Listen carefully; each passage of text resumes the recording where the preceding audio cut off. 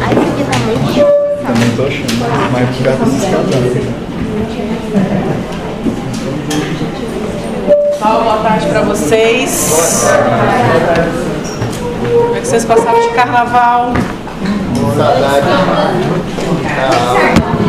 Ninguém foi pro carnaval? Muito bem, porque estamos no quarto ano, né?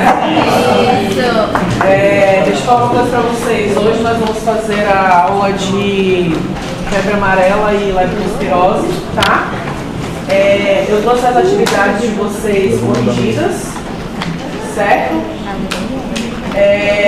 Vou deixar aqui, quem quiser pegar, pode pegar para direcionar estudo, quando for, tá? Para estudar. Pode pegar agora, né? Que daí já vai vir na aula, já vai corrigindo, tá? Vai passando. Tadeu, pô, Tadeu é o líder. Vai entregar, hein? Gente, é só uma atividade de sala, calma, não da prova. Ô, Badeco. Tá, pessoal? Foi tudo chato. Paulo. Meu amigo. O professor Juan terminou ontem, você vai te virar todos já? Sim.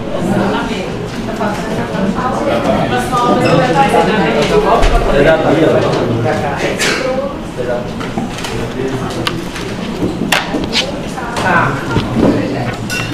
Esperar o pessoal terminar de distribuir, porque ela tá muito disperso, né? Mas rapidinho. A aula não é longa, tá? Vocês vão ver que as minhas aulas elas são mais diretas, tá? Eu acabei de colocar as aulas no Classroom para vocês, tá? Já podem abrir aí para ir acompanhando e eu vou fazendo as anotações do lado. Na prova, o que eu cobro? O que eu falo e o que eu mostro em sala de aula, tá?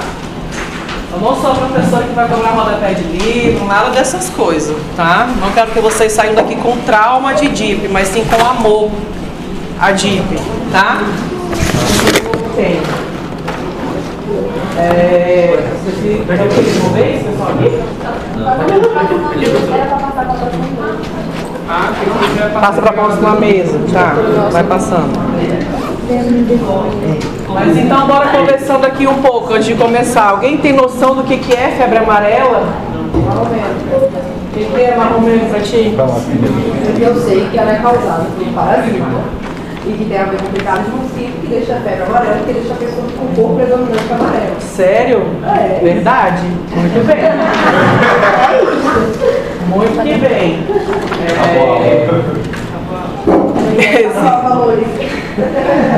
Existe diferença entre febre amarela? Na verdade, assim, a pergunta é: quando foi a última vez que vocês ouviram falar sobre caso de febre amarela? Tem uns 2 anos que começou em São Paulo por causa de macaco. Tá, muito bem. Não, mas tem mais tempo, não é só 2 anos não, acho que tem mais um tempinho.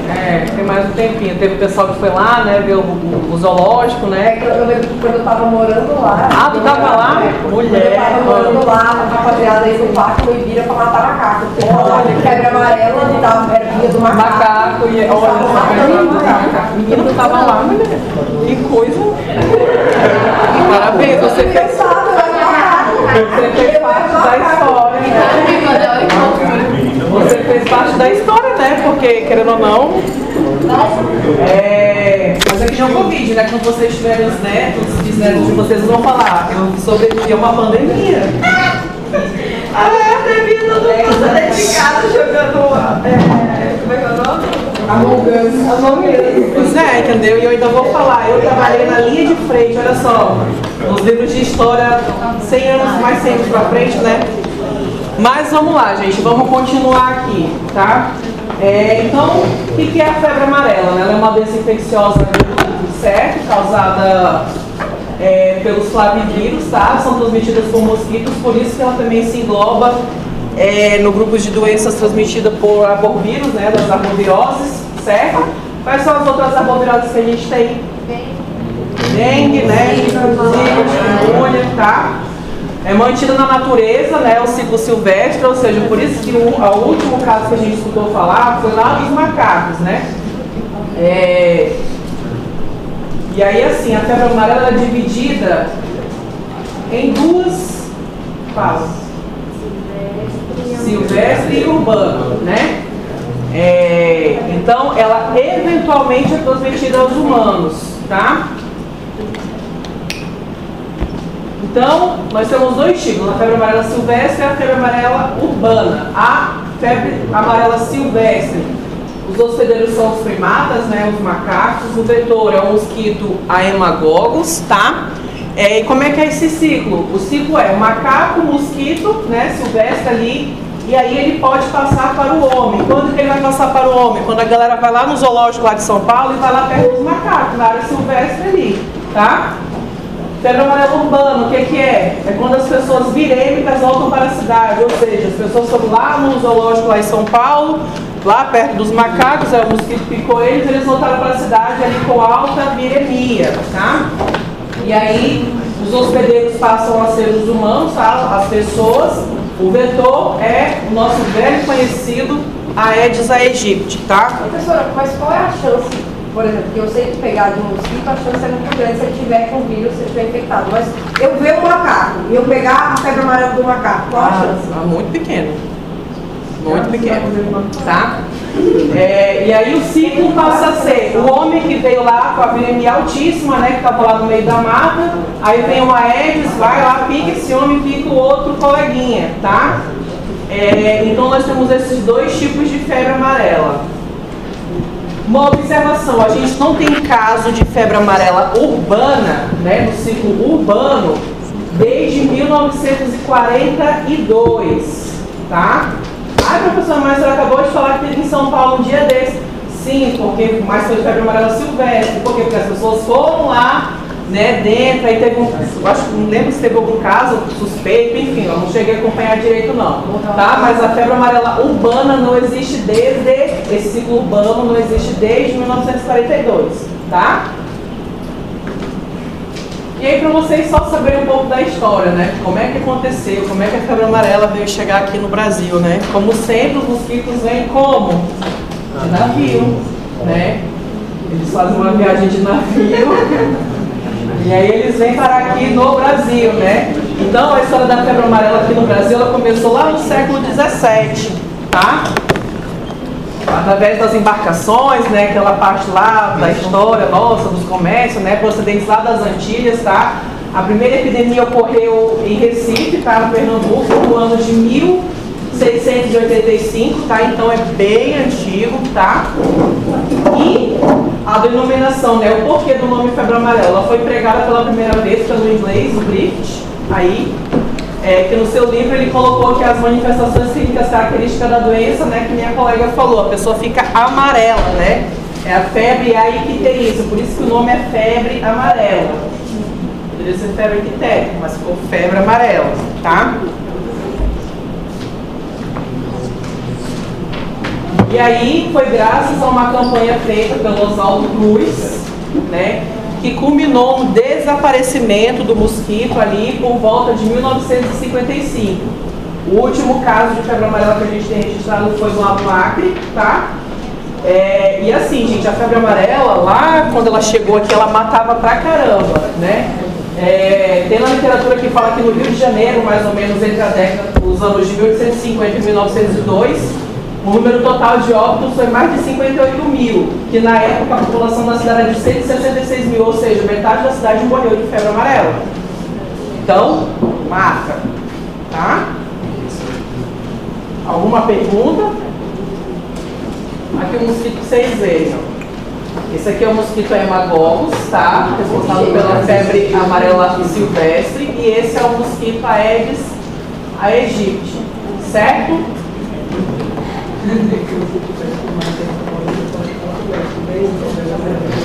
Então, só para colocar uma figura ilustrativa aqui para vocês, né? Na hora de estudar, gravar bem a figurinha, né? Quem gosta da parte de ilustrativa, assim. O ciclo silvestre, né? O mosquito, ali o Haemococcus, que ele vai, fica os macacos, e aí pode ficar o homem quando o homem vai dentro, né? Lá da floresta ali. E o urbano é homem, Aedes e homem, né? O ciclo da febre amarela urbana, tá?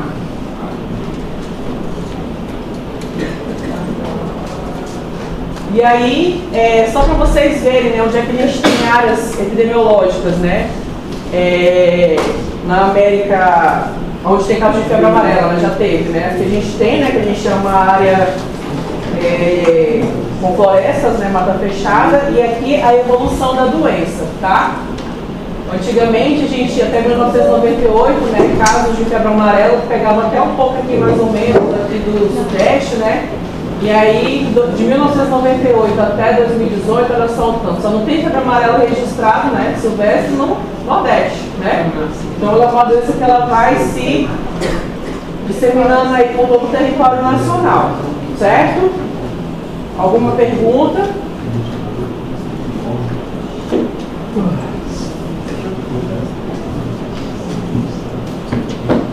Tá, e aí, em relação à fisiopatogenia da febre amarela, como é que ocorre, né? Ela é uma doença que ela gosta de fígado, né? O principal órgão-alvo é o fígado.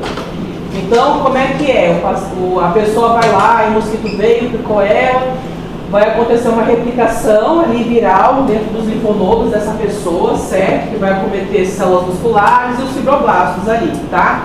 E aí ele vai para onde? Para o fígado, porque ele possui um comportamento viscerotrófico, ele gosta de vísceras e o principal deles é o fígado, tá? E aí no fígado o que vai ocorrer? Vai ocorrer uma apoptose, tá?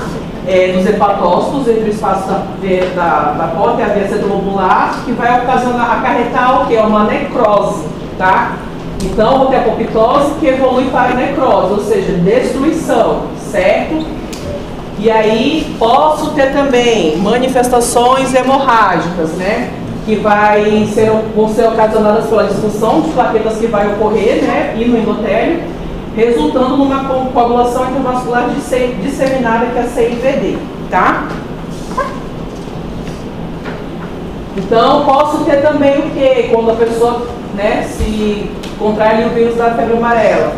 Pode ter comprometimento renal também, tá? Por quê? Porque o vírus, ele também vai fazer lesão renal direta ali no bular renal, tá? Vai ter proteinúria, vai ter elevação das esfórias renais, tá? Nos casos graves, o paciente pode evoluir para uma insuficiência renal, certo? E também ele pode acometer, né, tanto o rim ali, mas também vai acometer o fígado e ao mesmo tempo o rim. Então a gente fala que o paciente com febre amarela ele pode desenvolver uma síndrome hepatorrenal, ou seja, comprometendo tanto o fígado quanto o rim ao mesmo tempo, certo?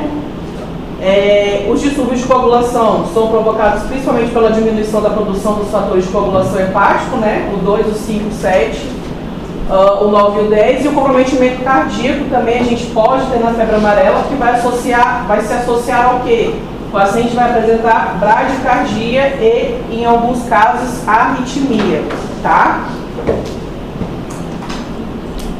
Aí eu coloquei uma figura aqui para ficar mais fácil de vocês entenderem, tá? Então, botei o vírus, né? Aí vou direto para onde? Para os linfonodos. Lembra que eu falei que ele vai direto para os linfonodos, vai ocorrer viremia, e aí aqui está cada órgão-alvo que ele vai, né? Então no fígado ele vai pegar o quê? Os hepatócitos, né? Vai causar toda aquela necrose lá. E aí o paciente vai ter o quê? Icterícia, hipoglicemia e consequente insuficiência hepática, certo? Do rim, que não eu falei para vocês, vai pegar ali, túbulo renal, que vai ocasionar necrose e insuficiência também. No coração, vai direto no cardiomiócito, causando bradicardia, arritmia, redução do débito cardíaco ali. E nos vasos, vai para o endotélio, causando o quê? Fragilidade capilar e disfunção endotelial, tá? E aí quando tudo isso está acontecendo ali ao mesmo tempo no paciente, eu vou ter o quê? Uma resposta inflamatória sistêmica ali exacerbada, né? Porque eu estou tendo disfunção ali de múltiplos órgãos, tá? E aí esse paciente, se não manejado, ele vai evoluir para uma hemorragia, hipertensão e choque, tá? Ele é assim, só Pela resposta inflamatória, tá? Certo, pessoal? Alguma dúvida? Então, bora lá. Quadro clínico da febre amarela. Período de incubação é de 3 a 6 dias, certo?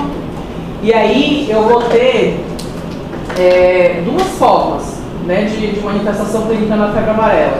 Eu vou ter a forma assintomática ou oligosintomática, que vai representar 90% dos casos, tá? E eu vou ter também as formas graves, que são responsáveis por 10% dos casos, tá? E quando eu tenho forma grave da doença, a letalidade, que eu falei para vocês, é alta. A febre amarela matou muito, né? Então a letalidade é altíssima, chega ali em torno de 50%, tá? E aí, de acordo com as atividades de vocês, algumas pessoas responderam bem bonitinho, fiquei bem feliz, né? E aí colocaram que a febre amarela é uma doença que se divide em duas fases, né? Então ela é uma doença bifásica, certo? Mas os que colocaram na resposta, né, todos aqueles sintomas gerais, né, hemorragia, febre, calafrio, dor de cabeça, dor no corpo, náusea, vômito, icterícia, febre alta, fadiga e fraqueza, eu considerei, tá? Então, e aí assim, pessoal, vocês olhando esses sintomas aqui, pode ser qualquer outra doença, né? Então, as doenças tropicais, né, que a gente fala, elas meio que pulsam com as manifestações clínicas muito parecidas. Isso é o que eu encontrei na internet sobre. Elas pulsam com manifestações clínicas muito parecidas, então é um exame ou outro ali, ou um achado ou outro ali na avaliação do seu paciente que vai fazer você pensar, né? Ah, pode ser uma febre amarela, ou então pode ser uma leptospirose, né? Por isso que às vezes a gente fala bem assim, vocês estão no internato, aí eu peço lá, né, que vocês rodam comigo no internato, eu falo, vai lá coletar a história. Aí hoje mesmo teve uma interna, ela coletou a história da paciente que chegou, e ela colocou na identificação só o nome. Eu falei, tá, mas e daí? Não, a identificação é só o nome dela. Eu falei, não. Quantos anos ela tem? Da onde que ela veio? Onde que ela mora? O que que ela faz? Em que ela trabalha? Ah, se ela pesquisa no CMBio lá, ela vai pesquisar no meio do mato. Vai fazer diferença na minha hipótese diagnóstica quando eu for montar meu raciocínio? Vai. Porque daí eu vou saber que é uma paciente que está em área de risco. Ou então, ele trabalha, sei lá, num depósito lá da Coca-Cola, mexendo com as latas lá. Isso vai fazer diferença para mim saber, por exemplo, se é um caso de leptospirose. Então, vocês acham que é besteira, mas não é. Então, é muito importante a gente saber o que o paciente faz, onde ele veio, para onde é que ele vai, tá? Então, a gente tem sempre que se atentar nessas informações, principalmente porque, como eu acabei de falar para vocês, as nossas doenças, elas são muito parecidas. É um detalhe ou outro que vai fazer a diferença ali. Certo? E aí, vamos lá. Febre amarela, primeira fase. O que é essa primeira fase?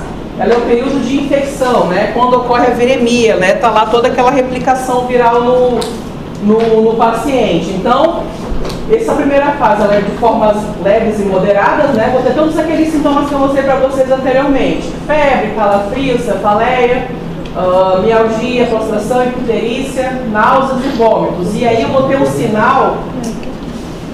Gente, se eu estiver falando muito rápido, vocês me falem, tá? Eu vou ter um sinal que é o sinal de Fagey, que ele é meio patognomônico da febre amarela. Alguém sabe o que é esse sinal de Fagey? Febre alta e reduzida. Febre alta e batimentos reduzidos, né? Então, se o meu paciente, quando eu estiver lá, meu Deus, estou no plantão lá em, sei lá, Cabixi, e aí chegou um paciente com febre, mialgia, vomitando e amarelo, e aí eu vou lá, faço a frequência cardíaca dele, tá lá 50 e a febre 40, pode suspeitar, lógico que você não vai assim, né? A gente não tem casos pra cá, mas é uma possibilidade de ser uma febre amarela, tá? E aí, essa primeira fase, ela dura de 3 a 5 dias, certo? E aí, ela pode evoluir para a cura ou para a forma grave, tá? Então, eu só vou evoluir para a forma grave, para a segunda fase, se eu tiver a primeira, tá? Certo? Estou falando isso para vocês, parece óbvio, mas a gente quer na hora da prova. E aí, o que que acontece? Quando o meu paciente ele vai evoluir para a forma grave, antes dele passar para a segunda fase, ele tem um período de remissão, que é o que? Ele vai ter melhora ali dos sintomas clínicos que ele está apresentando, e essa melhora ela pode durar de horas ou no máximo até 2 dias. Ou seja, tu pensa que o teu paciente está bom, já está programando a alta hospitalar dele, aí de repente ele piora de novo. Então, todo paciente que evolui para a segunda fase, ele vai ter um período de melhora, que é o período de remissão. Professor, então a febre amarela ela tem 3 fases e não 2. Não, essa remissão ela não é considerada uma fase da doença. certo? É a primeira fase, período de remissão e segunda fase, certo? Primeira fase, vou ter o período de remissão e a segunda fase, porque às vezes eu pergunto na prova e tu vai e coloca 3 fases, não, porque a remissão não é uma fase, ela só é ali melhora dos sintomas, certo? E aí, fala. Para eu passar para a segunda fase, obrigatoriamente tem que passar do período de remissão? Com certeza. E assim, pode durar horas. 1 hora, o paciente teve, tô ótimo, e do nada ele, né? Tem uma melhora, começa a sangrar, enfim. Então, vou ter essa fase de remissão. Então, por isso que engana. Então, a gente sempre deixa o paciente ali em observação, não dá alta para ele, né? Porque vai que ele piora, certo? E aí, ele entrou na fase de... Ele estava na fase de remissão. Você precisa desbloquear o telefone Meu primeiro. Deus do céu. Ok, Steve Jobs.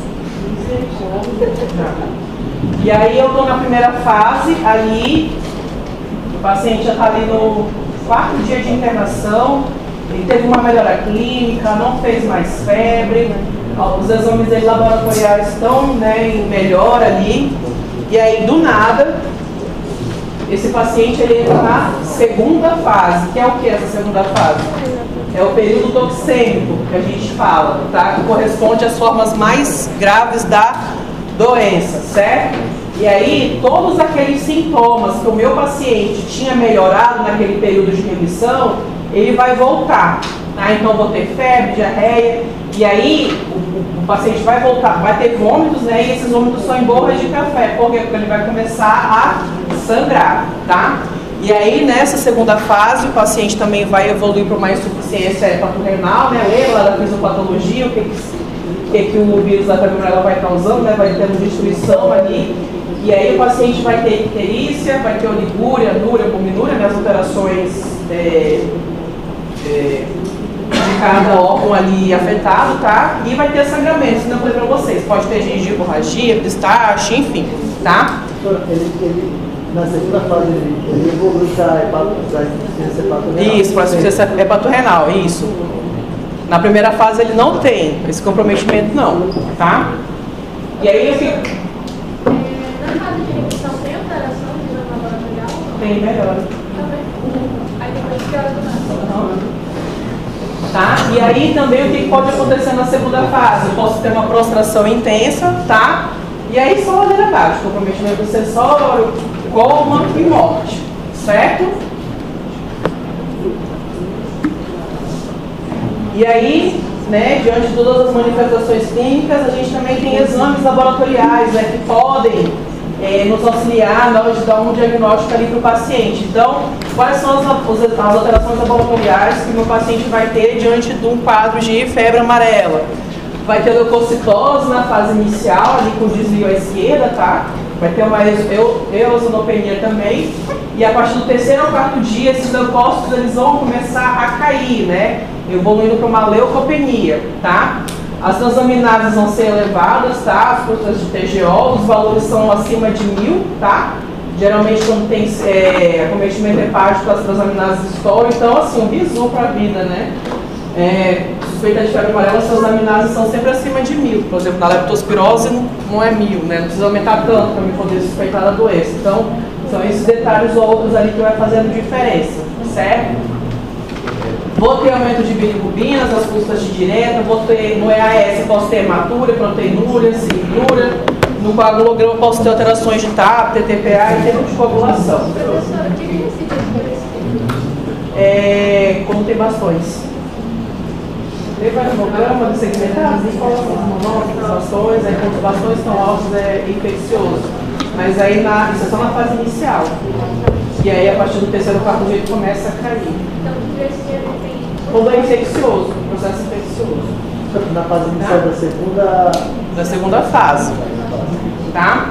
Professora, Oi. a gente não perde PGT também? Pede também, não, você pede tudo, é porque esses daqui são os, né, de mais importância. E aí o diagnóstico, como é que eu vou fechar? É o diagnóstico clínico epidemiológico, né? Ou seja, eu não preciso Na verdade, sim, pessoal, na maioria das doenças tropicais, a gente nunca vai conseguir fechar o diagnóstico com a clínica e o exame aí confirmando, não. Até porque Aí, com a questão da laboratorial, por que é o TGO não, tanto o TGO quanto o TGP, é porque assim, o TGO geralmente vai estar mais elevado, mas tanto o TGO quanto o TGP sempre vão estar acima de 1000. É que sempre tem predominância de um ou outro, entendeu? Mas os dois vão estar acima de 1000, tá?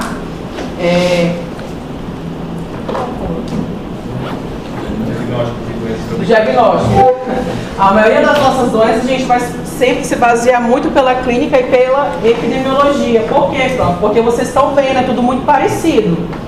E aí eu vou pedir exame específico, a gente até tem, mas demora. Demora o quê? 6 dias, 1 semana para sair o resultado? Tem exame que eu vou ter que esperar o paciente fazer 5 dias de manifestação clínica para eu poder pedir o exame, né? Então assim, as doenças tropicais, elas são doenças que se eu suspeito, a partir do momento que eu tenho uma suspeita que meu paciente tem lá uma febre amarela, eu já vou ter que iniciar um manejo, né, dando suporte para aquele paciente, certo? Eu não vou esperar sair o resultado, por exemplo, laboratorial a gente tem um diagnóstico específico, a gente pode pedir o isolamento viral e o PCR, que nem faz aqui em Rondônia, vai lá para não sei para onde, tá? E aí pode ter que ser coletado do primeiro ao 5º dia de doença. Aí eu vou ter que esperar o paciente fazer, sei lá, 5 dias, ou então o ELISA, que é mais sensível, mas aí, após o 6º dia de manifestação clínica que eu vou ter que solicitar. Então, assim, eu solicito esses exames porque são doenças que eu preciso fazer notificação compulsória, né, e tal, mas assim, eu não preciso esperar o resultado de um exame para me poder falar, não, eu acho que é uma febre amarela e a gente vai ter que fazer isso, isso e isso. Então, são doenças que eu tenho que fazer o diagnóstico, né, laboratorial, ali com confirmatório, mas eu posso iniciar o manejo mesmo antes de fechar esse diagnóstico, tá? Então, para fechar o diagnóstico de malária, o que eu posso solicitar de exame específico? Isolamento viral e PCR, tá? E eu falei para vocês, a partir do 1º e 5º dia de doença, e o ELISA, que é o mais sensível, que vai detectar ali o anticorpo, né, o IgM da febre amarela, que se desenvolve depois do 6º dia, ok? E aí, de diagnóstico diferencial, a gente tem o quê? Dengue, leptospirose e malária, que é o quê? Que a gente mais tem por aqui, né? Então, assim, é um detalhezinho ou outro para fazer a diferença na vida de vocês e na do paciente também, tá? E aí, o que mais que a gente tem de diagnóstico diferencial? Tem as hepatites virais, né? A hepatite aguda, né? Que também faz transaminases acima de 1000, né? Então, assim, a gente sempre tem que estar com a tifoide, enfim. E o tratamento? Não tem tratamento. Não temos tratamento específico. É de pironicar. Exatamente. Não temos tratamento específico, somente tratamento de suporte. O que o paciente está apresentando é febre, antitérmica, é hemialgia cefaleia intensa, analgésico.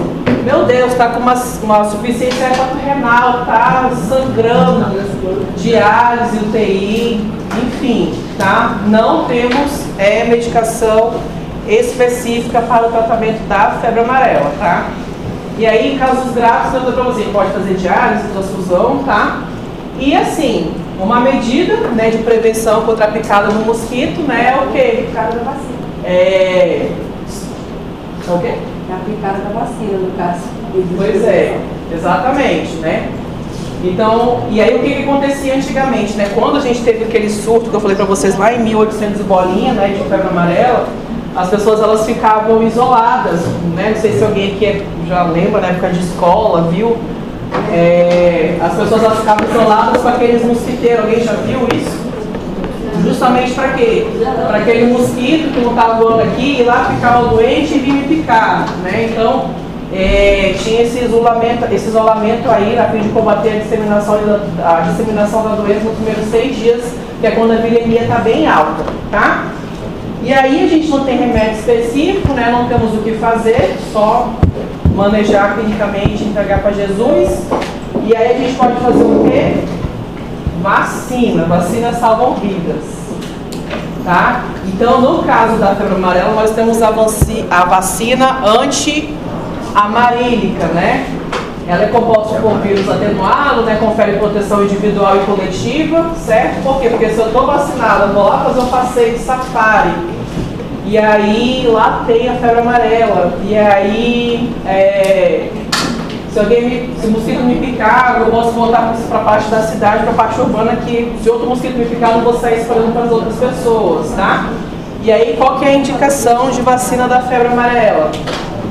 Moradores de áreas endêmicas, né, ou que vão se expor a essas áreas, né, ou seja, aquela pessoa, por exemplo, que mora lá na Itália, e aí ela fala, eu quero me aventurar lá na região amazônica, na mão do mundo.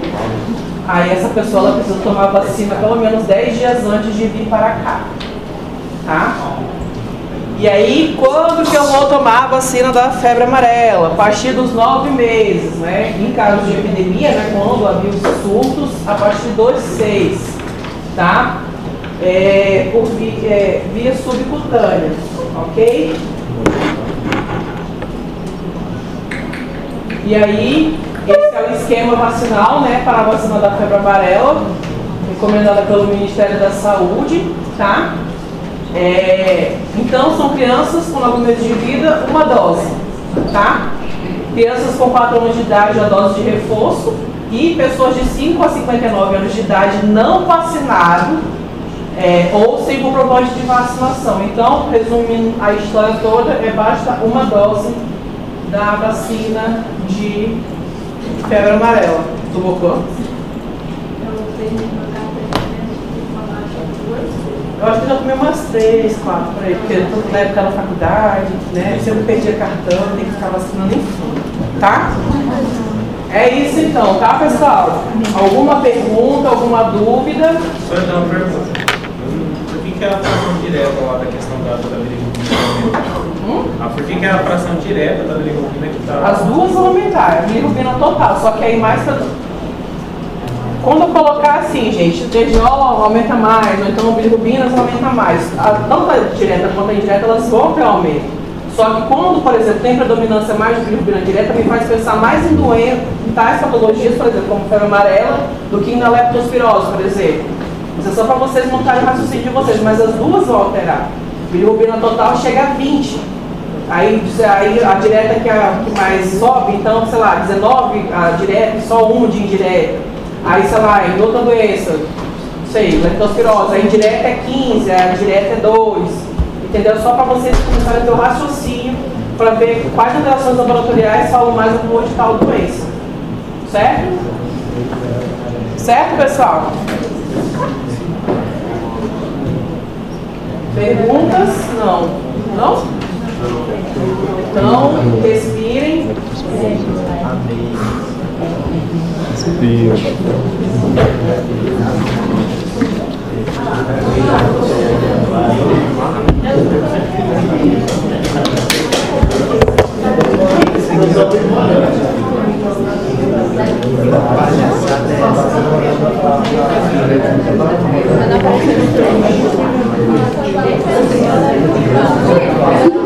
Já respiraram?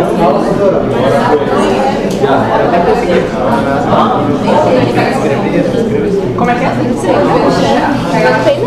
Morre de medo? O Fernando chegou hoje pra cá, né? Como é que foi? Como é que foi? Quando você estou na chuva e tal, e aí? Eu já fiquei nervosa. Ficou nervosa? Foi muito que bem. Mas como você pegou o filme agora?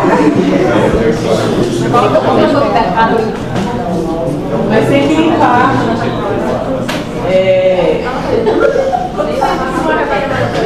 A professora de criança Como é que é? aprendendo lá, né? Não, biológico melhor que a Fernanda não come. Não lava. Não lava, mulher. Tem coragem. Ela vai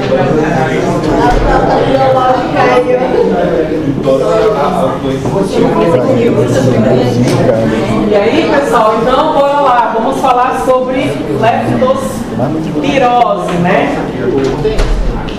E aí, o que vocês sabem sobre leptospirose? Exatamente, é a doença do rato, né? O rato não está aí por acaso não, tá? É porque é a doença do rato mesmo. E como é que o rato transmite essa doença? Através do quê? O xixi do rato. E aí é o quê? É através do xixi do rato. Dentro desse xixi do rato tem o quê? As bactérias, espiroqueta, né? E aí entra em contato com a pessoa, né? A pessoa vai lá e pega. É através de água de esgoto? É, porque, por exemplo, às vezes quando chove aqui na frente da finca, tem uns esgotos ali, né? E aí chove, aí a água não fica alta ali na rua, não salta. Aí tu vai e passa correndo, né? Aí tu acabou de fazer podologia, tá? Com as cutículas tudo aberta, a podóloga arrancou o couro seu. Aí tu vai lá e mergulha teu pé dentro d'água no esgoto. Tu reza. Segue para Deus, para Ele não permitir que você desenvolva leptospirose, que não tem água, se aquela água do esgoto que estava lá não tem nenhum xixi de rato. Outra coisa também, as frutas, né, que a Fernanda não lava para comer. Ai, mas eu nem como fruta, eu não tenho esse risco, tem assim. Por quê? Vamos lá, gente, ó. Por que tem risco? Porque você vai lá e enche a cara de refrigerante. Ou então, não, vou tomar uma cerveja na latinha, lá naquele vasinho de procedência duvidosa, né? É que dá o tempero, professora. É o tempero, espero que seja só o tempero, não a leptospirose no meio, né? Então, assim... E aí, pessoal, olha só, a leptospirose ela pode ser pega de várias formas, né? Eu não preciso morar no meio da sujeira, eu posso ser eu, aqui agora, e ali tomar uma Coca-Cola, uma lata e me contaminar, certo? E aí ela é uma doença negligenciada, as pessoas não sabem fazer diagnóstico, as pessoas não pensam que, meu Deus, imagina eu vou estar com leptospirose. E aí eu tô falando isso por quê? Porque as pessoas associam a leptospirose a ser uma doença de pessoas de baixa renda. E aí isso é tão bizarro que uma colega minha me mandou, saiu no Instagram da BBC Brasil, uma dermatologista, uma médica, que ela teve leptospirose e ela virou notícia. Porque ela fala, depois vocês... Né, quem quiser ver, está na BBC Brasil, no Instagram, que ela fala, eu jamais pudesse pegar leptospirose de boi, né, porque é uma doença que são associada a pessoas de baixa renda, virou notícia, enfim, é meio, seria... Porque o xixi do rato, ele pergunta, você eu vou exatamente. E aí me coisou mais ainda do pessoal ter virado notícia sobre isso, né, então assim... Leptospirose existe para pessoas de baixa renda, para pessoas, né, enfim, tá? Então, bora lá. Não é capivara, não. Bichinho. O que acontece? Existem casos de leptospirose transmitidas por cachorro, por exemplo, mas são cachorros também, tudo vem pelo rato.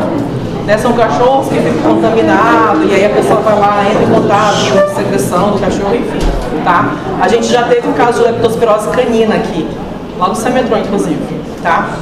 Então, assim, acontece, às vezes boi pode ser transmissor de leptospirose também.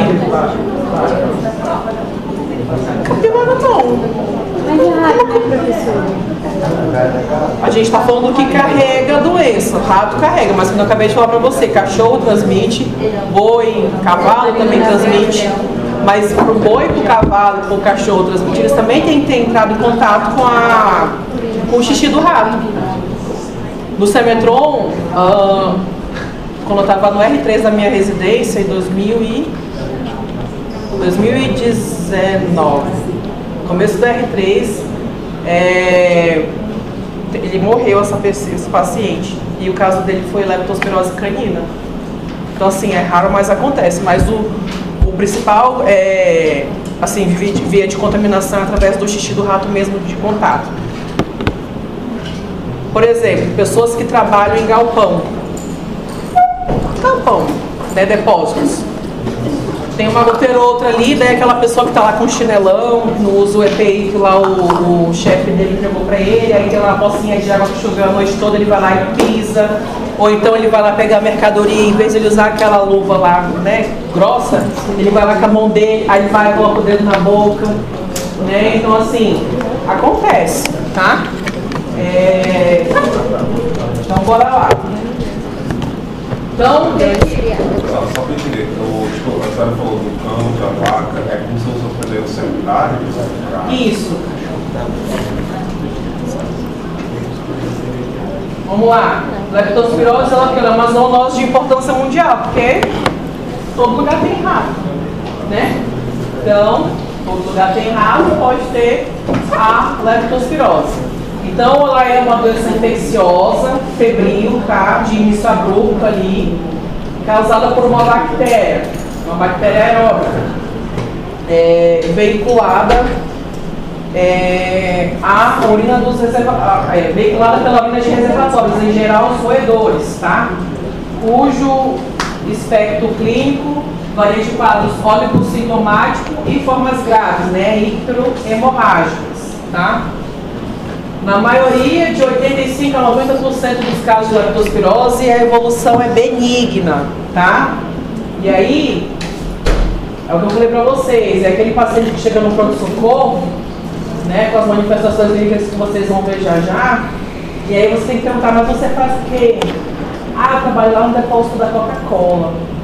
Mas tu faz o quê? Tava onde? Não, mulher, eu tava numa enchente lá em Minas, e aí eu tive que ir lá no meio da água resgatar o povo. Então tem que saber o que o paciente faz, onde é que ele veio e para onde é que ele vai, tá? Então, a etiologia, né? Falando um pouco. O gênero Leptospira ele foi classificado entre duas espécies, tá? A Leptospira interrogans e a biflexa, compostas por cepas patogênicas e não patogênicas, respectivamente. Então, o que interessa pra gente aqui é a Leptospira interrogans, tá? E aí ela é causada, né, por espiroqueta, que é uma bactéria licoidal. A Leptospira interrogans tem variações dela, né, podendo ter vários tipos de sorovários, que é o Icteromorragie e o Copenhague, que são os mais graves, tá? E pasmem, a bactéria, a Leptospira, ela pode sobreviver no meio ambiente por até 180 dias. Então é aquela pilha de latinha de Coca-Cola que o rato fez xixi e tá lá. E aí a pessoa vai lá e põe a mão para mexer na mercadoria, depois ela põe no olho, então, enfim, tá? 180 dias, gente, 180 dias é muito tempo. O negócio de sobreviver. E ele não faz isso não, melhor lavar com de sabão. Gente, depois vocês procuram no TikTok. Latinhas sem lavar e latinhas com lavar, que eles colocam no meio de estrutura, você nunca mais encosta uma lata na boca. É sério, é feio, tá? Vamos lá. Reservatórios. Em ambiente urbano, os principais reservatórios são os roedores, né? Que são os ratos que vivem próximos ao homem ali, pode ser a ratazana ou rato de esgoto, tá? Então a espiroqueta, a bactéria, a espiroqueta, que é a bactéria, ela é expelida através da urina dos animais. Então o rato vai lá, faz xixi e solta a bactéria ali no ambiente, tá? E aí o rato não fica doente, olha que coisa, só a gente, tá? Alguma pergunta?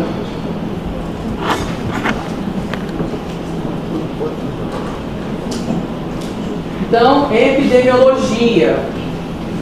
Epidemiologia quer dizer o quê? Como acontece, em qual época, em qual local, né? Então, a leptospirose é uma doença que apresenta distribuição universal, sendo que no Brasil ela é uma doença endêmica, ou seja, a gente sempre tem. Tornando-se epidêmica, né, nos períodos de chuva nas capitais e nas áreas metropolitanas, tá? E aí é lógico que pessoas com condições inadequadas de saneamento, né, geralmente são populações de baixa renda, vão ter mais ali o contato com a possibilidade de pegar a leptospirose, tá? Profissões também em contato, né, com leptospiras, bem todo ano, todo começo do ano, não sei se tem alguém aqui que é de Minas Gerais. Lá em Minas, tu é?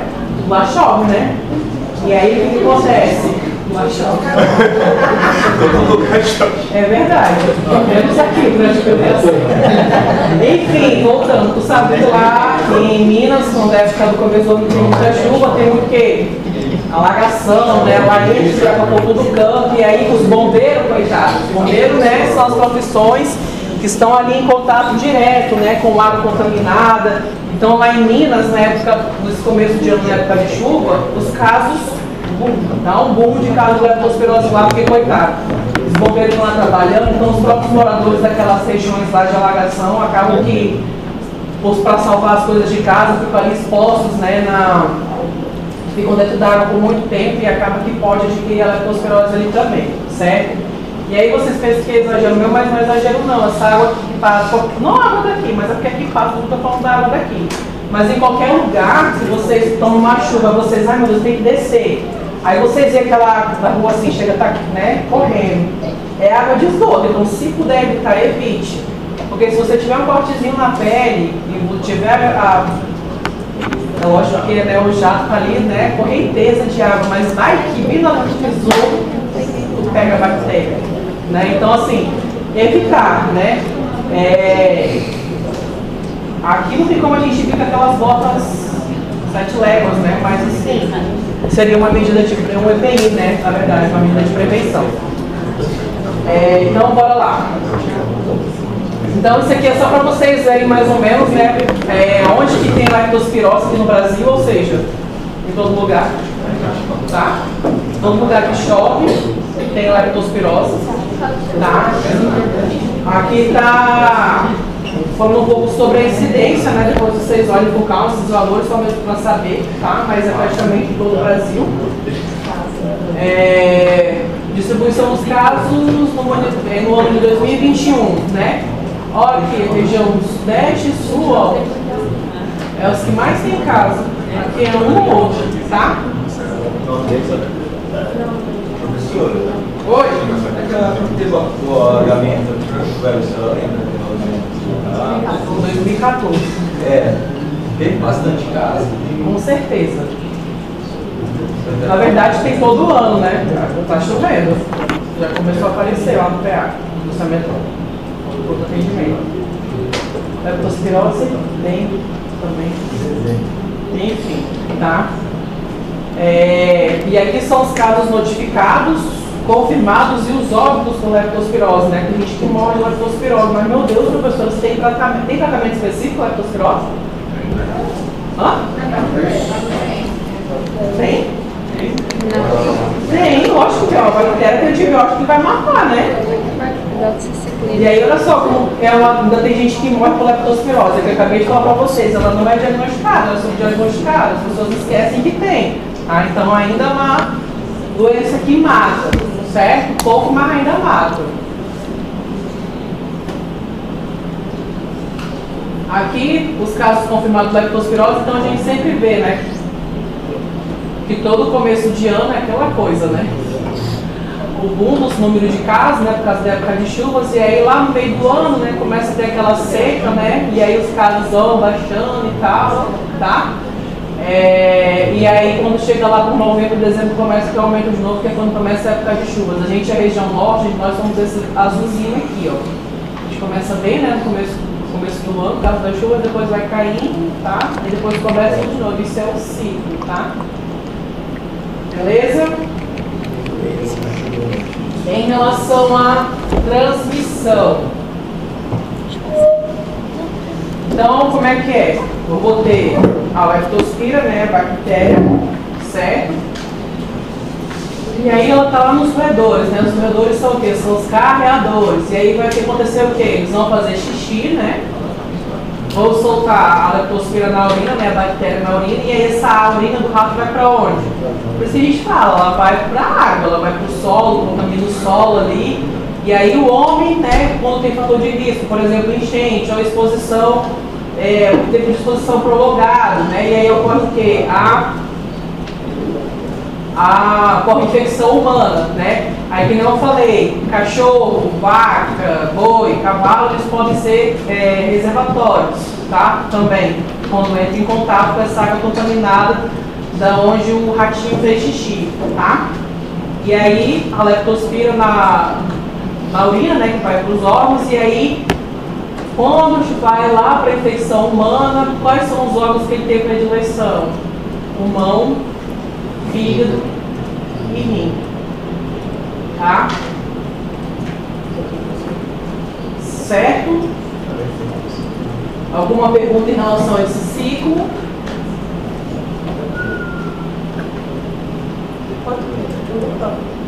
Vamos já chegar lá. Então, como é que eu vou pegar a leptospirose? Então, a penetração, as bactérias vão ter que entrar na pele, né, lesada, um cortezinho, tá? Ou nas mucosas, boca, narinas ou olhos, tá? E que não eu falei para vocês, por exemplo, o pessoal trabalha nos bombeiros que vão fazer resgate nas enchentes, né? Eles ficam muito tempo ali embaixo da água, então acaba que a pele vai ficando, né, friável ali o lugar, né? Acaba que pode ter contaminação de leptospirose mesmo que você não tenha porta de entrada, tá? Então, eu preciso ter uma porta de entrada para me poder me contaminar ali com a bactéria, certo? E aí a mesma coisa, depois que entrou, vai ter proliferação nos tecidos, né, nos linfonodos e na corrente circulatória, tá? Então, fisiopatologia. A leptospirose vai, né, penetrar ativamente ali nas mucosas, né, por das lesões de pele, que não falei para vocês, vai ter que ter uma porta de entrada, vai alcançar a corrente sanguínea, vai se multiplicar, vai se espalhar para os órgãos, tá? Para diversos órgãos e sistemas, que é a fase de leptospiremia. É a viremia, né, como se fosse a viremia, que não é vírus, a bactéria, alta da leptospirose, tá? Então, o que ocorre? Eu tenho dois aspectos principais na leptospirose. Eu vou ter lesão direta do endotélio vascular, tá? Que vai levar a uma capilarite generalizada. E eu vou ter também uma adesão das leptospiras à membrana das células, tá? Que vai fazer o quê? Vai lesionar e vai causar disfunção daquela célula ali, ok? Na forma grave, os órgãos mais afetados que eu já mostrei para vocês são os rins, o fígado e o pulmão. No rim, o que vai acontecer? Posso ter uma nefrite intersticial ali aguda. No fígado, eu vou ter grandes elevações de bilirrubinas, pode ser também, principalmente o que chama atenção é a direta, vai causar uma colestase intrahepática, diferente da febre amarela que a gente viu que é uma necrose, tá? E aí, pulmão, no pulmão, no coração e no músculo esquelético eu vou ter hemorragia, tá? Então, mais uma vez aqui o ciclo de transmissão, tá? Da leptospirose, e aqui o pulmão, o fígado e o rim são os órgãos-alvos principais, mas eu posso ter meningite por leptospira, eu posso ter uveíte por leptospira, miocardite também por leptospira, tá? Então, não que a pessoa que tem leptospirose, ela vai ter todas as complicações, né? Vai depender de como o organismo do hospedeiro o paciente vai responder quando ele entrar em contato com a bactéria, tá? Certo? Certo.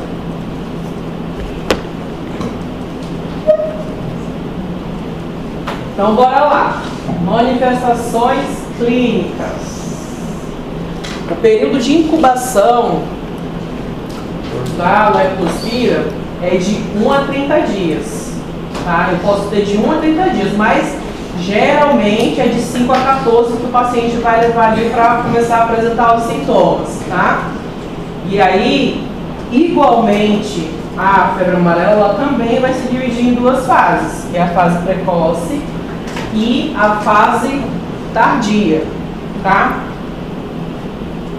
Então, primeira fase, a fase precoce ou anictérica. Como o próprio nome está falando, nessa fase eu não vou ter icterícia, tá? E aí, essa primeira fase, né, da leptospirose, ela acomete de 85 a 90% dos casos, ou seja, a maioria dos casos. Lembra que eu falei que a leptospirose ela tem uma evolução benigna? Porque 85 a 90% dos casos que só vai ficar na primeira fase.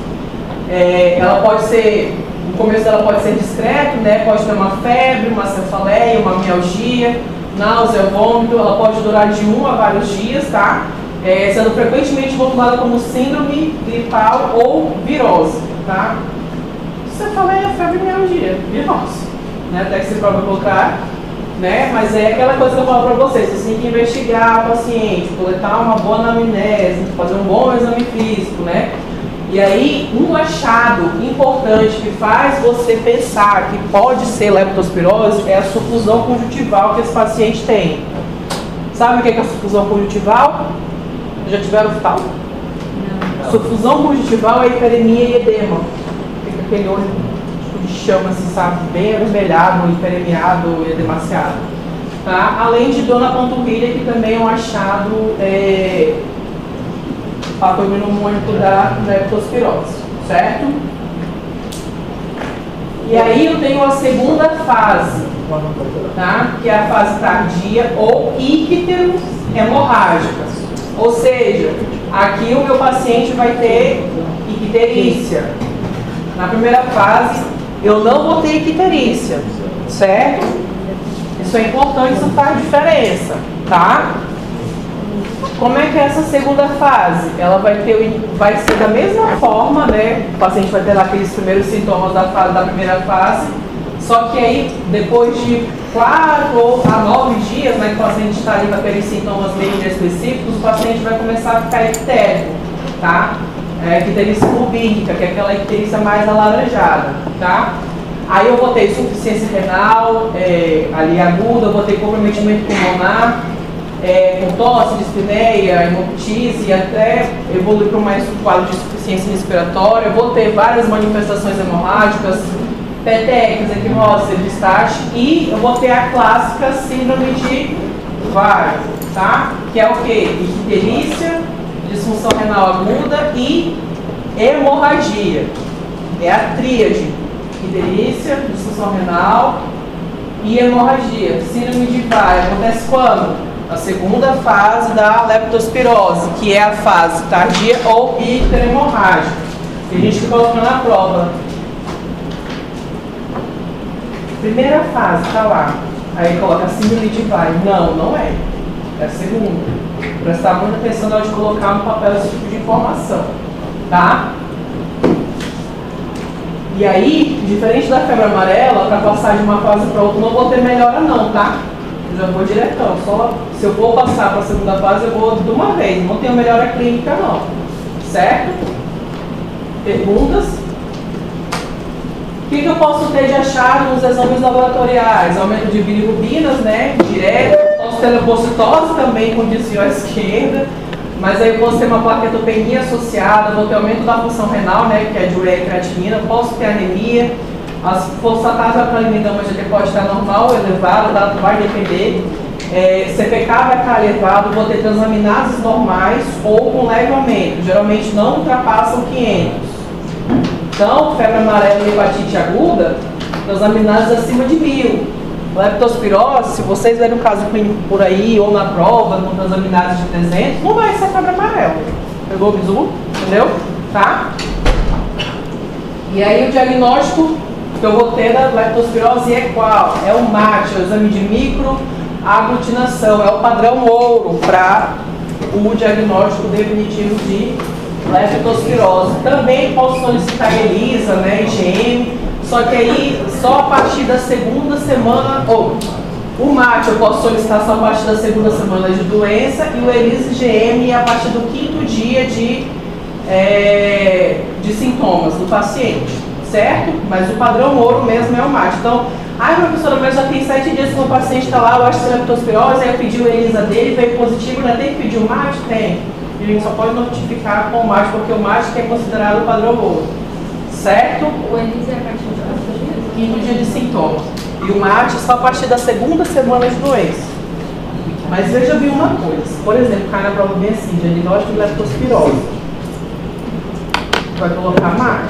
Agora, se eu colocar diagnóstico de leptospirose a partir do 5º dia, ele coloca ELISA IgM. Entendeu? Certo?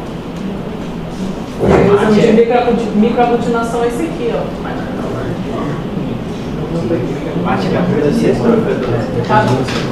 Uma semana tem 7 dias, a partir da segunda semana, então. Então, de 5 a 14 dias eu faço ELISA. 14 para cima eu faço MAT? Isso, a partir da segunda semana. O MAT, professor, hoje O Marte a partir da segunda semana, o Elisa a partir de 5º dia de doença.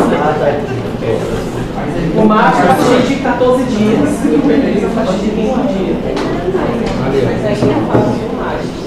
Oi? A partir da segunda é dia 8. Se o paciente já estiver com 14 dias, você pode fazer só o Marte.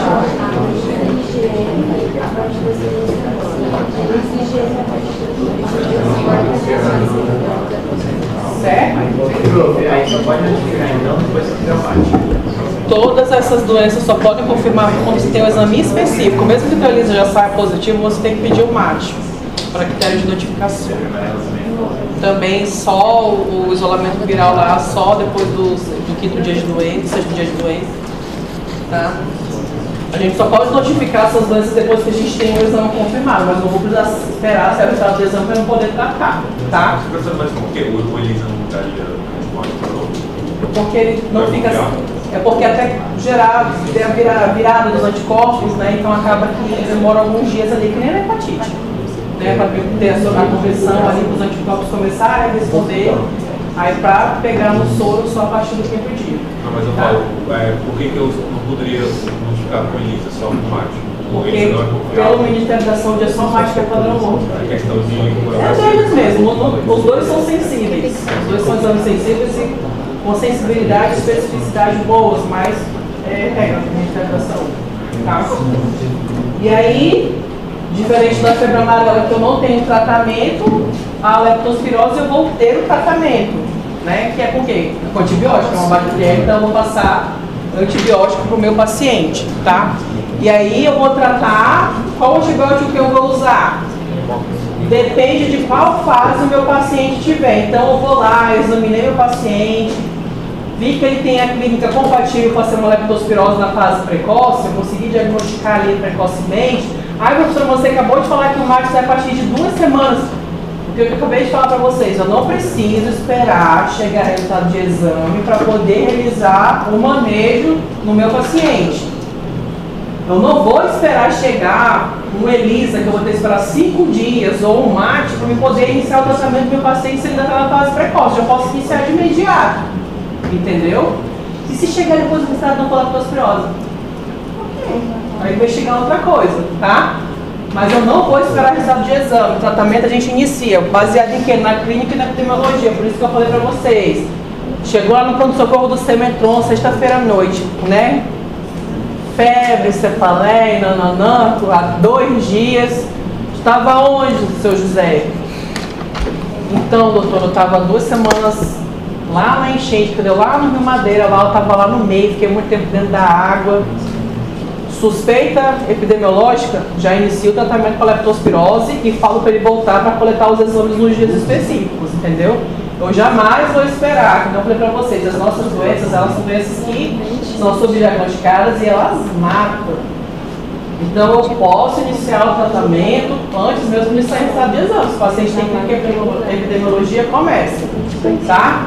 Então, fase precoce, vou usar o quê? Doxiciclina, tá? 100 mg via oral de 12 em 12 horas por 5 a 7 dias, tá? Ou amoxicilina de 500 mg de 8 em 8 por 5 a 7 dias, ok?